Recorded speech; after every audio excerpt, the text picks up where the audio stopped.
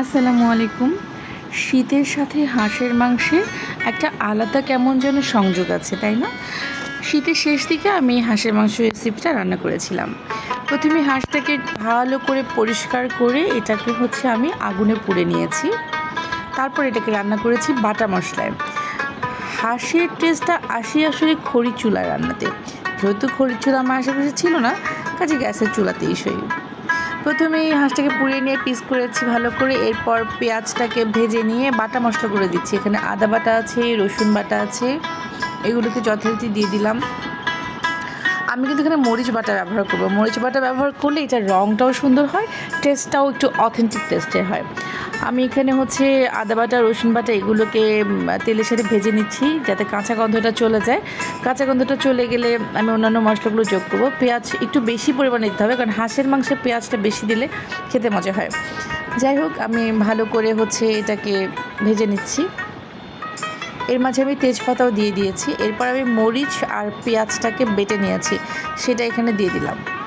এরপরে হলুদ এবং হলুদের যে পাউডার হলুদ ছিল সেটাকে পানিতে গুলিয়ে দিয়ে দিচ্ছি, এবং এখানে একটা জিরা ভাজা দিয়ে দিচ্ছি। আমি জিরা ভেজে নিয়ে দিয়েছি এবং গরম মশলা ভেজে নিয়ে ব্লেন্ড করা, মানে ব্লেন্ড ঠিক না, গ্রাইন্ডারে গ্রাইন্ড করা, সেটাকে দিয়ে দিলাম।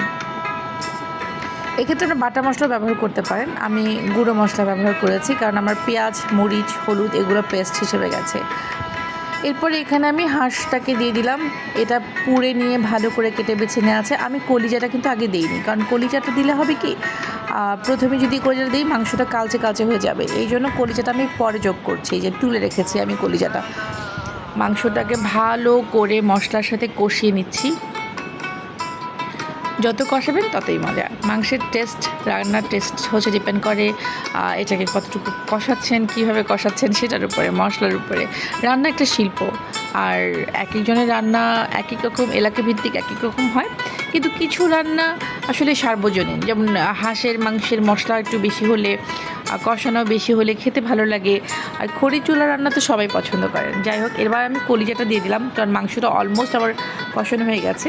আমি সম্পূর্ণ তো ভিডিওতে দেখাচ্ছি না, কিছুটা কেটে কেটে দেখাচ্ছি। অনেকক্ষণ ধরেই কষিয়েছি আমি এটাকে। এবার যখন মাংসটা কষানো প্রায় হয়ে গেছে, তখন আমি এখানে কলিজাটা যোগ করে সেটাকেও মশলার সাথে ভালো করে কষিয়ে নিচ্ছি।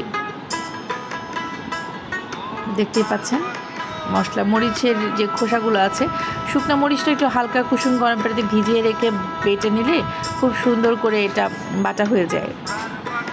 আমি একটু একটু করে পানি যোগ করছি আর কষিয়ে নিচ্ছি। একেবারেই সব পানি দেব না, একটু করে পানি দিয়ে কষিয়ে নেব যাতে নিচে লেগে না যায়। দেখতেই পাচ্ছেন, আসলে আমি রাতের বেলা রান্না করেছি, তাই রঙটা হয়তো ওইভাবে আসছে না, কিন্তু এটার রঙটা খুব সুন্দর এসেছিলো। কারণ বাটা মশলা রান্না করলে রঙ সুন্দর আসবেই। এই দেখতে পাচ্ছেন গ্রেভিটা, আসলে আমার রান্নাঘরের লাইটের কিছুটা তারতম্যের জন্য হয়তো রঙটা অথেন্টিক আসছে না, কিন্তু খেতে বেশ সুস্বাদু হয়েছিল। হাঁসের মাংস ছিটটুটি দিয়ে মজা। আমার অবশ্য সাদা পোলাও দিয়ে মজা লাগে, অনেকে ভাত দিয়েও খেতে পছন্দ করেন, আমার সাদা পোলাও দিয়ে খুব মজা লাগে। এখানে একটা স্পেশাল মশলা গুঁড়ো ছিল, একটু জিরা গুঁড়ো ছিল, এটাকে আমি রেখেছিলাম শেষের দিকে দেওয়ার জন্য।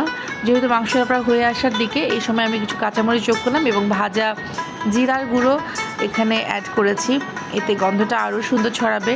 শুকনো কাঁচামরিচের যে ফ্লেভার আছে একটা আলাদা, এটাও যোগ হবে, বেশ সুন্দর লাগবে। ঝোলের পানিটা কিন্তু শুকিয়ে গেছে।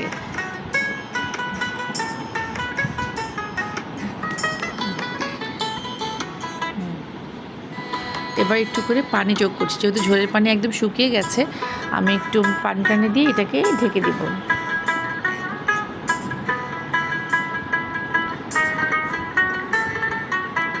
ফাইনালি দেখেন তেলটা উপরে উঠে এসেছে, মানে এটা নামিয়ে নেওয়ার মতো অবস্থায় চলে এসছে। ঝোলটা শুকিয়ে তেলটা উপরে চলে আসছে, দেখে জিভে জল চলে আসছে না? আসলে এটা খুব মজার খেতে। আর হাঁসের মাংস তো ম্যাক্সিমামই হাড় অনেক মজার লাগে খেতে। যাই হোক, খুব সহজ পদ্ধতিতে দেখিয়ে দিলাম রান্নাটা নিজের কাছে, তারপরও আমার রান্নার প্রসেসটা আমি দেখিয়ে দিলাম। ধন্যবাদ সবাইকে, ভালো থাকবেন, হাঁস রান্না করে মজা করে খাবেন।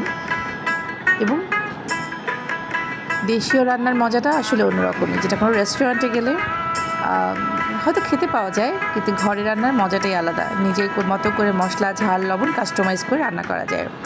ধন্যবাদ সবাইকে সাথে থাকার জন্য।